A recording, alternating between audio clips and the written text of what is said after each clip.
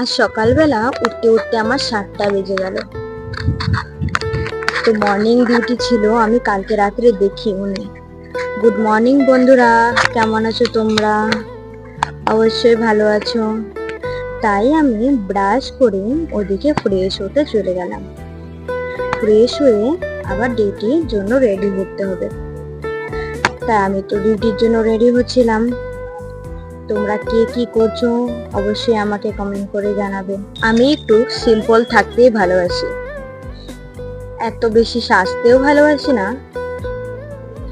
তাই আমি এত চুলের ডিজাইনও করতে পারি না। তাই সিম্পলি যেরকম করে রোজ যাই সেরকম করেই আমি রোজ ডিউটি যাই। যেহেতু ডিউটিতে গিয়ে ক্যাপ পরতে হয়, তাই আর চুলে এত ডিজাইন করতে হয় না। আমার এক কাজে দু কাজ কিন্তু হয়ে যায় ওই ক্যাপ দিয়ে। ভালোই হয়েছে।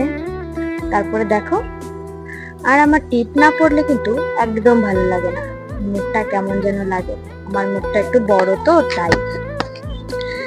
তারপরে আমি আই কার্ড পরে ডিউটির জন্য রেডি হয়ে গেলাম। এখন আমি যাব ডিউটি। তো চলো, আমি যাচ্ছি ডিউটি। আজকে যেহেতু সকাল সকাল কেউ যায়নি, আমার একারই ছিল ডিউটি, তাই সকালে গেটটা কিন্তু আমাকেই খুলতে হলো। আর সবাই ঘুমিয়ে আছে। সকালের ঘুমটা কিন্তু বেশ হয়। দেখো সূর্যি মামা উঠে গেছে আর আকাশটা কি সুন্দর। তারপরে আমি টোটোতে চড়ে আমার হসপিটালের উদ্দেশ্যে রওনা হলাম। সকালে যে যার মতো কাজে ব্যস্ত, কেউ স্কুলে যাচ্ছে, কেউ কলেজে যাচ্ছে। আমাদের যেরকম রুলস, ওই সব রুলস মেনে তারপরে আমি আইসিইউতে এসে গেলাম। এসে আমার কাজ শুরু। আমার কিন্তু এরকম কাজ বেশ ভালো লাগে। আগে আগে একটু ভয় পেতাম ঠিকই, কিন্তু এখন আর ভয় করে না। এখন দেখতে দেখতে যেন নিজেই কেমন একটা হয়ে গেছি। পেশেন্টের কেয়ার করতে খুব ভালো লাগে আমার। আর এরা যেন একদম আপন হয়ে যায়।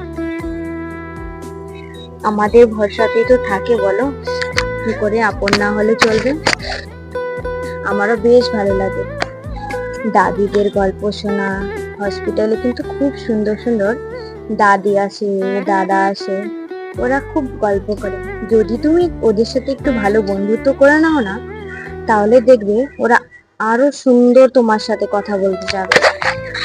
ওদের বন্ধুত্ব খুব সুন্দর হয়। বাড়ির সবার কথা বলবে, তোমাকে আশীর্বাদ দেবে। হসপিটালে এসে কিন্তু বেশ মনটা ভালো হয়ে যায়। রুমে থাকলে যদিও বা মন খারাপ করে বাড়ির জন্য, কিন্তু হসপিটালে আসলে ও সব কিছু ভুলে যায়। আমাদের হ্যান্ড ওভারে লিখতে হয়, তো ওই সব কিছু কমপ্লিট করে। আজকে যেহেতু আমি খাইনি কিছু, আর 12 ঘন্টা কেমন করে চলে গেল বুঝতেই পারলাম না। তো রুমে চলে এসে গিয়ে তারপরে খাবো।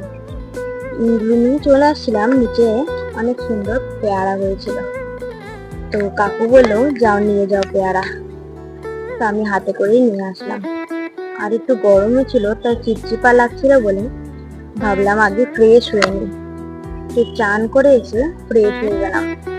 আমার বান্ধবী, ওর ইভিনিং ডিউটি ছিল, তাই ও চলে গেল ডিউটিতে। আর আমি এখন ফ্রেশ হয়ে তারপরে খাওয়া দাওয়া করবো। আজকে ডিউটিটাতে খাওয়াই হয়নি, তাই ডাল আর আলু ভুজিয়া বানিয়েছিল, ওটা দিয়ে খেয়ে নিলাম। বেশ খাওয়া হলো কিন্তু ডাল আর আলু ভাজিয়া। আমার তো বেশ ভালো লাগে। এখন দেখো কেমন আমার ঘুম পেয়ে যাচ্ছে, চোখ দিয়ে কিন্তু ছোট ছোট হয়ে আসছে। তাহলে টাটা, বাই বাই।